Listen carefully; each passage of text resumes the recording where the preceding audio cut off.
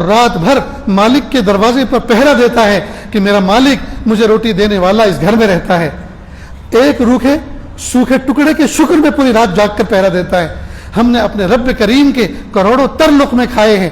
کبھی عشاء کے وضو سے فجر کی نماز پڑھنے کی توفیق ہوئی کہ عشاء کے وضو سے لے کر ہم سجدے میں پڑھے رہے ہوں کہ آج کی رات شکر کی رات, آج کی رات سجدے کی رات, آج کی رات تلاوت کی رات, آج کی رات رونے کی رات, آج کی رات اللہ کے سامنے گڑ گڑانے کی رات.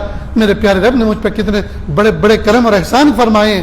آج میں تشکر کے جذبات کے ساتھ یہ رات اللہ کی یاد میں محبت میں گزاروں گا. میرے بھائیوں, کتا ہم سے جیت گیا اور ہم ہار گئے. کتا ہم سے جیت گیا اور ہم ہار گئے.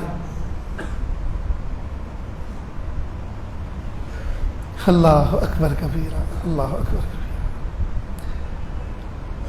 تو استغفار کہتے ہیں گزرے ہوئے زمانے میں جو ہم نے گناہ کر رکھے ہیں اس پر سچے دل سے معافی مانگنا اور آئندہ نہ کرنے کا مضبوط ارادہ کرنا. انہی گناہوں کو اس کو کہتے ہیں توبہ. شیخ الحدیث حضرت شیخ ذکر رحمۃ اللہ علیہ تحریر فرماتے ہیں حجاج کرام 9 ذی الحجہ کو میدان عرفات میں جمع ہوتے ہیں اور زوال آفتاب سے لے کر غروب آفتاب تک اللہ کی رحمت کا دریا جوش میں آتا ہے جی. اور شام کے وقت اگر کوئی بندہ یہ سوچے پتہ نہیں میرے اللہ نے مجھے معاف کیا کہ نہیں کیا, اللہ تعالیٰ اس پہ سخت ناراض ہوتے ہیں کہ تو ہوتا کون ہے میرے بارے میں یہ سوچنے والا, میں نے معاف کیا کہ نہیں کیا, کیا تیرے گناہ بڑے ہیں یا میری رحمت بڑی ہے. جا بخشے بخشائے مزدلفہ کی طرف چلے جاؤ, آج میں نے رحمت کا دریا بہایا تھا, سب کو معاف کر دیا. تو حضرت شیخ الحدیث رحمۃ اللہ علیہ فرماتے ہیں حاجی میدان عرفات میں پچھلے گناہوں پر جی پچھلے گناہوں پر جو ہے پانی پھروا کے تو آتا ہے, یعنی صاف کروا کے تو آتا ہے, لیکن انہی گناہوں کو آئندہ نہ کرنے کا مضبوط ارادہ توبہ کی شکل میں کر کے نہیں آتا. چنانچہ وطن میں آنے کے بعد کچھ دن تک زمزم اور کھجور کا دور چلتا ہے, کچھ دنوں تک حج کی مبارکبادیں دی جاتی ہیں, دعوتیں ہوتی ہیں, اور اس کے بعد جیسے پہلے تھے پھر ویسے کے ویسے ہی ہو جاتے ہیں. ورنہ ہر سال 20-25 لاکھ حاجی جو حج کرتے ہیں, اگر ہر سال اتنے لوگ زندگی سنوار کر آئیں اور زندگی سنوری گزارنے کا ارادہ اور عزم کر کے آئیں تو پوری دنیا کا نقشہ بدل جائے. میرے بھائیوں, توبہ اصل ہے, توبہ کا ارادہ اصل ہے. ہمیں چاہیے کہ ہم اللہ تعالیٰ سے مضبوط پکا اس بات کا ارادہ کریں میرے پیارے اللہ ماضی میں جو گناہ کیے ہیں آئندہ ان کو نہیں دہرانا, آئندہ ان کو نہیں دہرائیں گے. میرے پیارے اللہ بس بہت ہو گیا, اللہ آپ ہمیں معاف کر دیجئے اور آپ ہمیں ہمت و قوت دے دیجئے کہ ہم ان گلیوں کی طرف, ان راستوں کی طرف مڑ کے نہ دیکھیں جن میں ہم نے گناہ کیے ہیں, منہ کالے کیے ہیں. اتنی بات سمجھ گئے دوستو؟ ایک بات اور سمجھیں, اگر ہم اتنے گناہ کریں اتنے گناہ کریں اتنے گناہ کریں, نیچے زمین سے ٹکرا جائیں اور اوپر آسمان کی چھت سے ٹکرا جائیں, پھر بھی یہ گناہ محدود ہیں, لمیٹیڈ ہیں. اوپر آسمان نیچے زمین لمیٹیڈ, گناہ محدود ہیں, دو حدوں کے درمیان میں محدود ہو گئے. اللہ کی رحمت ان لمیٹیڈ ہے, ہمارے گناہ لمیٹیڈ ہیں, ہمارے گناہ محدود ہیں. اللہ کی رحمت ان لمیٹیڈ ہے, اللہ کی رحمت لامحدود ہے. تو محدود کا لامحدود چیز سے کیا مقابلہ؟ اس لیے مایوس تو کبھی نہیں ہونا چاہیے. کئی مرتبہ نوجوان بچوں کو شیطان مایوس کر دیتا ہے اور کہتا ہے تو نے تو راتوں کو انٹرنیٹ پہ بیٹھ بیٹھ کے تو نے کیا گناہ نہیں کیے, تیرا نام اعمال تو سیاہ ہو چکا ہے, تو کبھی اللہ کا ولی نہیں بن سکتا. نہیں دوستو, اگر سچے ندامت کے آنسو بہا کر اگر ہم نے اللہ سے توبہ کر لی, استغفار کر لیا, تو اللہ دھوبی بیٹا چاند سا بنا دیتے ہیں. تو اس مضمون کی اہمیت کو دوستو ہم سمجھیں اور کبھی بھی مایوس نہ ہوں. ایک روایت ہے قیامت کے دن اللہ رب العزت ایک گنہگار بندے کے بارے میں فیصلہ فرمائیں گے, فرشتوں سے کہیں گے کہ اس کو جہنم میں ڈال دو. فرشتے کہیں گے پیارے اللہ, ہر وقت آپ سے آپ کی ولایت مانگا کرتا تھا, ہر وقت توبہ استغفار کیا کرتا تھا, ہر وقت کہتا تھا اللہ مجھے گناہ سے بچا لیجئے, اللہ میں نہیں بچ سکتا, میں کمزور ہوں, لیکن آپ بچا سکتے ہیں, آپ قوی ہیں, اللہ بچا لیجئے.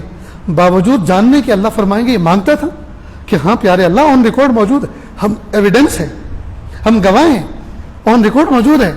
اگر یہ مانگتا تھا تو دینا کام میرا تھا, اس نے اپنے حصے کا کام پورا کیا, یعنی اس نے مانگا, اس نے مانگنا نہیں چھوڑا, اور میں نے اس کے مانگنے کے باوجود نہیں دیا, کیونکہ میں اللہ, میں خالق, میں مالک, میری حکمت, میری مصلحتیں ہیں, میں چاہے جس کو معاف کروں چاہے جس کو نہ کروں, کئی مرتبہ میری مصلحت ہوتی کہ نہیں کرنا، لیکن اس نے اپنے حصے کا کام کیا، لہٰذا اب اس کو جنت میں لے جاؤ۔ اللہ اکبر کبیرہ۔ اس لیے دوستو، اللہ تعالیٰ سے توبہ کرنا، استغفار کرنا، دعائیں کرنا، اللہ سے نیک بندہ بننے کی توفیق مانگنا، یہ اتمام حجت ہے۔